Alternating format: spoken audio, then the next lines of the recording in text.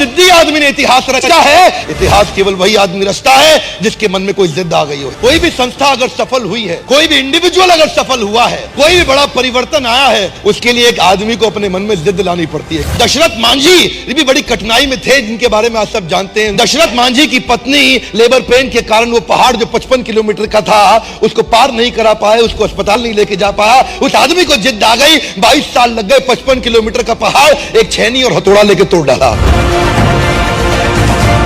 एक source motivation का होता है बिलीफ सिस्टम। बिलीफ सिस्टम ये वो ताकत है आदमी को कुछ भी करने को तैयार कर देती है। आप जानते हैं मंडेला 27 साल जेल में पड़े रहे, कोई प्रॉफिट नहीं, इंसेंटिव नहीं, बिलीफ सिस्टम बड़ा पावरफुल था। गांधी एक बड़ा परिवर्तन क्यों लेके आए? उनको ट्रेन से पहले दर्जे की टिकट साउथ अफ्रीका से धक्का देके बाहर निकाल दिया। अंग्रेजों ने क्या बोला? तेरे को हक नहीं है पहली टिकट लेकर के पहले डब्बे में सफर करने का।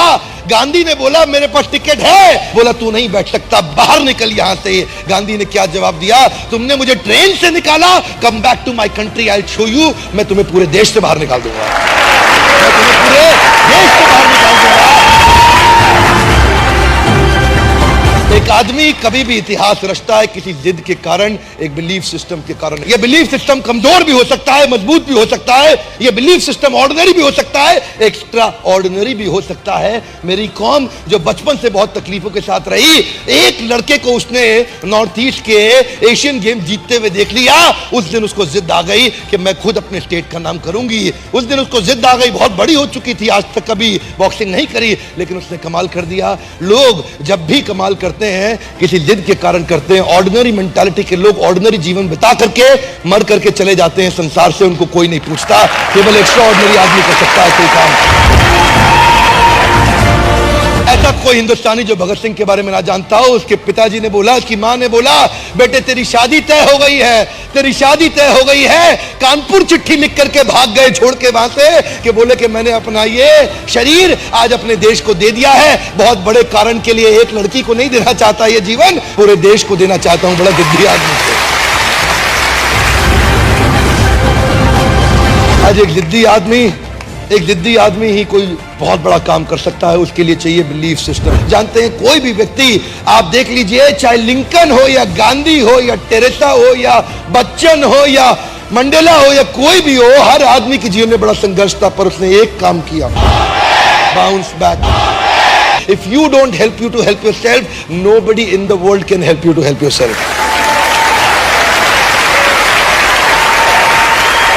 लड़की के बारे में सोच रहा था, मलाला यूसुफजई, जो 12 साल की उम्र में वो लड़की को उसने क्या बोला, टीवी पे एक इंटरव्यू में बोल दिया, तालिबान की क्या औकात, हमारी लड़कियों की पढ़ाई को रुकवा दे, उनके पास अधिकार नहीं है, मैं पढ़ना चाहती हूं, मैं पढ़ूंगी। और कुछ ही दिनों के बाद 2013 में क्या हुआ, एक आदमी बंदूक लेकर के तालिबानी उठा, बस को खोला, बस के अंदर घुस गया उसकी स्कूल की बस में और पूछा कौन है मलाला? वो बोली मैं हूं मलाला, और 3 गोलियां मारी, उसके सर से निकल के फट के कंधे में आ गई। और छोड़, जानते हैं आप में से कई लोग होंगे जिनका 12 साल का बच्चा होगा, 12 साल के बच्चों को 3 गोलियों से मार दो, और उसने अपने आंदोलन को और तेज कर दिया।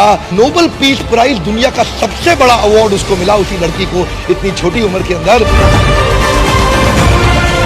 एक व्यक्ति इतिहास तभी रचता है जब वो जिद्दी हो जाता है। जिद को बड़ा करना चाहिए, अपनी जिद को बड़ा करो, अपनी जिद को पालो। जिस दिन इतनी हिम्मत आ गई, आप अपनी जिद को पाल के बड़ा कर गए, आपको सफलता के नए रास्ते मिल जाएंगे, और अगर नहीं मिले तो आप खुद नया रास्ता बना देंगे।